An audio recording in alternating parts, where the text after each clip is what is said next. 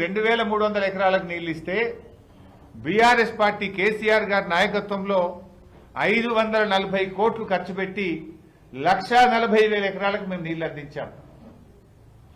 అదేవిధంగా భీమా ప్రాజెక్టు కాంగ్రెస్ ప్రభుత్వ హయాంలో భీమా ప్రాజెక్టు కింద కేవలం 12,000 ఎకరాలకు మీరు నీళ్లు అందిస్తే 646 కోట్లు ఖర్చు పెట్టి 1,60,000 ఎకరాలకు మేము నీళ్లు అందించాం. కోయిల్ సాగర్ ప్రాజెక్టు కింద లిఫ్ట్ పనులు మీరు పెండింగ్ లో పెట్టి పూర్తి చేయకపోతే బీఆర్ఎస్ పార్టీ అధికారంలోకి వచ్చిన తర్వాత 157 కోట్లు ఖర్చు పెట్టి కోయిల్ సాగర్ కింద 32,000 ఎకరాలకు సాగునీరు అందించాం. ఈ 4 ప్రాజెక్టుల కింద బీఆర్ఎస్ ప్రభుత్వం వచ్చిన తర్వాత మేము 6.5 లక్షల ఎకరాల సాగులోకి తెచ్చాం. ఈ 4 ప్రాజెక్టులు మీరు పెండింగ్ లో పెట్టి ప్రాజెక్టుల పేరే పెండింగ్ ప్రాజెక్టులుగా మారిపోయి ప్రజలను నిరాశ నిస్పృహలకు లోన్ చేసి వలసలకు కారణమయ్యి రైతు ఆత్మహత్యలకు కారణమైంది కాంగ్రెస్ పార్టీ. మీ హయాంలో కాంగ్రెస్ తెలుగుదేశం పార్టీలు రెండు కలిపి మీరిచ్చింది 27,000 ఎకరాలకు నీళ్లు ఇచ్చారు. కానీ ఈ 4 ప్రాజెక్టుల కింద బీఆర్ఎస్ ప్రభుత్వం 6.5 లక్షల ఎకరాలకు మహబూబ్ నగర్ జిల్లాలో నీళ్లు ఇచ్చి వలసలు వాపసు వచ్చేటట్టు చేసినాం. బొంబాయి బస్సులు బంద్ చేసే పరిస్థితి వచ్చింది. మీ హయాంలో మహబూబ్ నగర్ జిల్లా బిడ్డలు వలసలు పోతే మేము పక్క రాష్ట్రాల పని కోసం మహబూబ్ నగర్ జిల్లాకు వచ్చేటట్టు చేసిన ఘనత కేసీఆర్ది, బీఆర్ఎస్ పార్టీది. మీరేమో పాలమూరు బిడ్డలు పొట్ట చేత పట్టుకొని పోయేటట్టు చేసిన ఘనత కాంగ్రెస్ తెలుగుదేశంలోదైతే ఇతర జిల్లాల ప్రజలు పాలమూరుకు పనికి వచ్చేటట్టు చేసిన ఘనత కేసీఆర్ గారిది, బీఆర్ఎస్ పార్టీది. ఈ నిజాలు మీకు కనబడాయి. ఈ నిజాలను మీరు కప్పిపెట్టి గొంతు పెద్దగా చేసి కేసీఆర్ గారి మీద దాడి చేసే ప్రయత్నం చేస్తా ఉన్నారు మీరు. బట్ పాలమూరు ప్రజలకు తెలియదా? నీళ్ళు వచ్చింది, పంట పండింది, పాలమూరు ప్రజలకు అనుభవంలో ఉంది కదా. ఒక్కసారి 2 సార్లు కాదు కదా, 5 ఏళ్లు పంటలు పండినాయి. ఎటు చూసినా పచ్చని పొలాలతో పచ్చని పైరు గప్పినట్టు పాలమూరు జిల్లాను మార్చిన ఘనత కేసీఆర్ది కాదా? ఇలా ఆయనతో పాలమూరు ఎత్తిపోతల పథకం కూడా 80% అయింది. ఈ ఎన్విరాన్మెంట్ అడ్వైజరీ కమిటీ కూడా క్లియర్ చేసింది. కాలువలు దవ్వండి, ఫటాఫట్ కాలువలు దవ్వితే ఏడాది లోపల మొత్తం పాలమూరు పచ్చబడుతుంది కదా. 80% పనులు పూర్తి చేశాం. గాపం చేయండి మీరు. ఒకప్పుడు ఈ పాలమూరు జిల్లాలో తాగడానికి నీళ్లు లేని పరిస్థితి, మంచినీళ్లు బుక్కెడు మంచినీళ్లు దొరకని పరిస్థితి. ఇలా ఇంటింటికి నల్లబెట్టి ప్రతి ఇంటికి స్వచ్ఛమైన శుద్ధి చేసిన కృష్ణా జలాలను అందించింది కేసీఆర్ కాదా?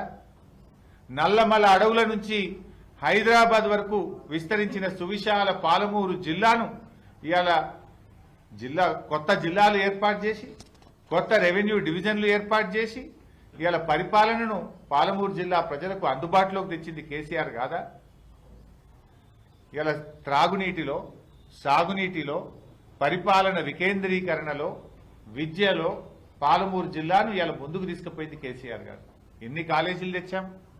5 మెడికల్ కాలేజీలు శాంక్షన్ ఇచ్చాం, 5 నర్సింగ్ కాలేజీలు శాంక్షన్ ఇచ్చాం, జేఎన్టీయూ ఇంజనీరింగ్ కాలేజ్ పెట్టాం, అగ్రికల్చర్ ఇంజనీరింగ్ కాలేజ్ పెట్టాం, హార్టికల్చర్ కాలేజ్ పెట్టాం, పాలిటెక్నిక్ కాలేజీలు పెట్టాం, ఎన్నో డిగ్రీ కాలేజీలు, రెసిడెన్షియల్ డిగ్రీ కాలేజీలు తెచ్చాం, రెసిడెన్షియల్ గురుకుల పీజీ కాలేజీ కూడా మహబూబ్ నగర్ జిల్లాలో తీసుకొచ్చాం. ఇట్లా విద్యలో ఫిషరీస్ కాలేజ్ కూడా తెచ్చాం. ఇవాళ విద్యలో పాలమూరు జిల్లాను అగ్రభాగాన పెట్టినారు. అరే మీ హయాంలో కనీసం ఒక్క ప్రభుత్వ మెడికల్ కాలేజ్ పెట్టిందా ఉమ్మడి మహబూబ్ నగర్ జిల్లాలో? ఒక్క నర్సింగ్ కాలేజ్ అయినా పెట్టారా మీ పాలనలో? 60-70 ఏళ్ల కాంగ్రెస్ తెలుగుదేశం పాలనలో ఒక్క మెడికల్ కాలేజ్ తెలియ మీ ముఖానికి. ఇవాళ విద్యను, వైద్యాన్ని అందుబాటులోకి తెచ్చిన ఘనత కేసీఆర్ది, బీఆర్ఎస్ పార్టీది.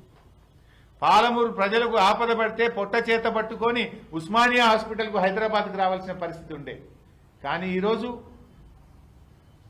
మహబూబ్ నగర్లో 500 పడకల ఆసుపత్రి, ఇలా నాగర్ కర్నూలులో టీచింగ్ హాస్పిటల్, గద్వాలలో టీచింగ్ హాస్పిటల్, వనపర్తిలో టీచింగ్ హాస్పిటల్, నారాయణపేటలో టీచింగ్ హాస్పిటల్.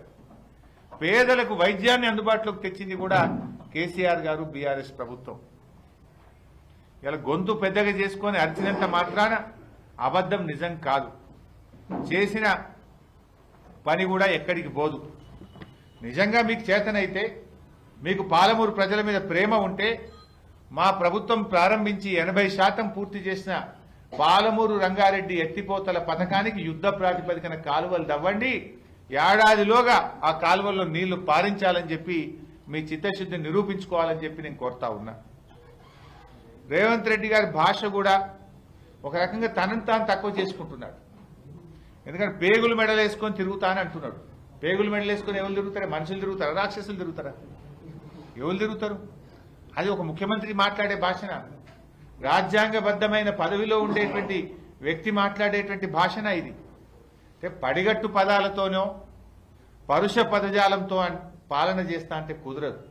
నీ పౌరుషాన్ని పాలనలో చూపించు, ప్రగతిని పరుగులు పెట్టించు, అంతే తప్ప ఇంకా నువ్వేదో ప్రతిపక్ష నాయకుడిగా ప్రతిపక్షంలో ఉన్నట్టు రెచ్చగొట్టేటువంటి వ్యాఖ్యలు చేయడం ద్వారా పాలన జరగదనేటువంటి విషయాన్ని గుర్తుపెట్టుకో. ఇంకోటి కూడా ఆయన ప్రతిసారి కూడా మేము ఒకటే కోరుతున్నాం, నిజంగా నువ్వు మంచి పేరు తెచ్చుకోవాలంటే ఈ వల్గారిటీ కాదు. నువ్వు మంచి పేరు తెచ్చుకోవాలంటే మాకంటే బాగా పనిచేయి, మాకంటే ఎక్కువ కాలేజీలు పెట్టు, మాకంటే ఎక్కువ సాగునీరు తీసుకురా, ప్రజలకు దగ్గరగా ఉండి పనిచేసి మంచి పేరు తెచ్చుకో. కానీ చిల్లర మల్లర భాష మాట్లాడి ఆ పదవి యొక్క గౌరవాన్ని తగ్గించేంతో చెప్పి నేను ఆయన కోరుతా ఉన్నా.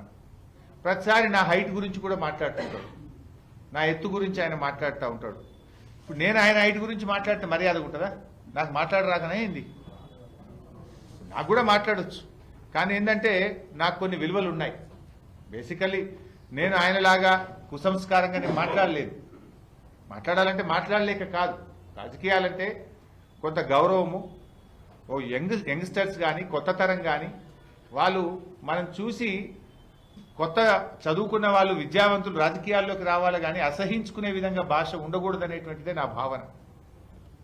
ఇప్పుడు ఎవరు ఎంత హైటు ఎంత వెయిట్ అనేది ప్రజలకు అవసరం లేదు. ఎవడు ప్రజలకు ఎంత పనిచేసిండ్రు అన్నది ముఖ్యం, ఎంత నిజాయితీతో పనిచేసిండ్రు అనేది ముఖ్యం, ప్రజల కోసం ఎంత గట్టిగా పనిచేసినాం అన్నది ముఖ్యం, కష్టపడి పనిచేసి ప్రజల గుండెల్లో నిలిచామా లేదా అన్నది ముఖ్యం. అంతే తప్ప నీ హైట్ ఎంత నా హైట్ ఎంత అని మాట్లాడుకోవడం కోసం కాదు రాజకీయాలు. ఎవరు ప్రజలకు ఎంత చిత్తశుద్ధితో పనిచేసినాం, ఎంత నిజాయితీగా పనిచేసినాం, ప్రజల జీవన ప్రమాణాలను ఎంతవరకు మార్చగలిగినాం అనేది ప్రజలకు ముఖ్యం. దాని మీద దృష్టి పెట్టాలి. ఇప్పుడు కేసీఆర్ గారేమో తన పాలనలో కిట్లు తెస్తే రేవంత్ రెడ్డి గారు కిట్లలో పోటీ పడుతుంది. కేసీఆర్ గారేమో న్యూట్రిషన్ కిట్టు, కేసీఆర్ కిట్టు అని రకరకాల కిట్లు మేము తెస్తే ఈయన తిట్లలో పోటీ పడుతుండు. తిట్లలో కాదు, నువ్వు కిట్లలో పోటీ పడు. ఇంతకంటే ఇంకా మంచి కిట్లు తీసుకురా, పేదలకు ఉపయోగపడే పనులు చేయి, నువ్వు ఆ రకంగా పనిచేయాలని చెప్పి నేను ఆయనను కోరుతా ఉన్నా. ఏది ఏమైనా ఇవాళ మహబూబ్ నగర్ జిల్లా ఆయన మహబూబ్ నగర్ని రెచ్చగొట్టే ప్రయత్నం చేసి రాజకీయంగా లబ్ధి పొందే ప్రయత్నం చేస్తున్నారు. మహబూబ్ నగర్ ఇవాళ కేసీఆర్ గారి హయాంలో ఎన్ని చెరువులు బాగుపడ్డాయి, ఎన్ని వందల చెక్ డ్యాంలు మహబూబ్ నగర్లో కట్టాం, ఎంత భూగర్భ జలాలు పెరిగినాయి మహబూబ్ నగర్ జిల్లాలో, అవన్నీ ఆలోచించండి. ఇలా మేము సెక్షన్ 3 కింద కూడా ఇలా కృష్ణా నదీ జలాల పునః పంపిణీ విషయంలో కూడా కేంద్ర ప్రభుత్వం నుంచి మేము ఆర్డర్ తెచ్చాం. ట్రిబ్యునల్ కాన్స్టిట్యూట్ అయింది. నీకు చిత్తశుద్ధి ఉంటే 6 నెలల్లోగా ప్రాజెక్టుల వారీగా నీటి కేటాయింపులు చేయించు. ఎందుకంటే ఏనుగెళ్ళి తోక చిక్కింది. చాలా కష్టపడ్డాం, కేంద్ర ప్రభుత్వం మీద ఒత్తిడి తెచ్చినాం, సుప్రీంకోర్టుకు పోయినాం, ఫైనల్ గా కేంద్ర ప్రభుత్వాన్ని ఒప్పించి కొత్త ట్రిబ్యునల్ ను కృష్ణా ట్రిబ్యునల్ ను కాన్స్టిట్యూట్ చేయించాం. ఆ ట్రిబ్యునల్ ముందు గట్టి వాదనలు వినిపించండి, మంచి న్యాయవాదులను పెట్టండి, 6 నెలల్లోగా ప్రాజెక్టుల వారీగా కేటాయింపులు చేయిస్తే మనకు మంచి బ్రహ్మాండంగా నికర జలాలు వస్తాయి. మన కల్వకుర్తికి, మన నెట్టంపాడుకు, మన పాలమూరు ఎత్తిపోతల పథకానికి నికర జలాలు వస్తాయి. మేము చేసిన మంచి పని చేసినాం, ఇలా ట్రిబ్యునల్ సాధించినాం. నువ్వు కొద్దిగా కష్టపడి మంచి వాదనలు మంచి న్యాయవాదులను పెట్టి దాని మీద దృష్టి పెట్టి నికర జలాలు ప్రాజెక్టుల వారీగా సాధించు. నువ్వు గా పని చేయి. ఏదో పార్లమెంట్ ఎన్నికలు ఉన్నాయి కదా అని ప్రజల్ని రెచ్చగొట్టడం ద్వారా, గొంతు పెంచుకోవడం ద్వారా ప్రజల దృష్టి మరలుస్తా అంటే అది జరిగే పని కాదు. పాలమూరులో ఇంటింటికి మంచినీళ్ళు ఎవరు ఇచ్చిందో తెలియదా పాలమూరు ప్రజలకు? 6.5 లక్షల ఎకరాలకు కాలువల కింద నీళ్లిచ్చింది ఎవరో పాలమూరు ప్రజలకు తెలియదా? పాలమూరులో విద్యను వైద్యాన్ని ప్రజలకు అందుబాటులో తెచ్చింది ఎవరో తెలియదా? పాలమూరులో ప్రజల ఆకాంక్షలకు అనుగుణంగా కొత్త జిల్లాలు ఏర్పాటు చేసింది ఎవరో పాలమూరు జిల్లా ప్రజలకు తెలియదా? పాలమూరులో చెరువులు బాగా చేసి చెక్ డ్యాములు నిర్మించి భూగర్భ జలాల పెంపుకు కృషి చేసింది ఎవరో పాలమూరు ప్రజలకు తెలియదా? పాలమూరులో వలసలకు కారణం ఈ కాంగ్రెస్ తెలుగుదేశం పార్టీలు కాదా? నిజాలు ఎప్పటికైనా నిజాలుగానే ఉంటాయి. మీరు ఇప్పటికైనా చిత్తశుద్ధితో నిజాయితీతో పరిపాలన మీద దృష్టి పెట్టండి. ఎప్పుడు ఓట్లు సీట్లే కాదు, ప్రజలు మీకు అవకాశం ఇచ్చారు. నిజాయితీగా పనిచేసి ప్రజల సంక్షేమం కోసం పనిచేయండి, అభివృద్ధిలో పోటీ పడండి, మాకంటే బాగా పనిచేసే ప్రయత్నం చేయండి. అంతే తప్ప ఈ చిల్లర మల్లర మాటలు కాదు అని నేను ఆయనకి హితవు పలుకుతా ఉన్నాను. Thank you.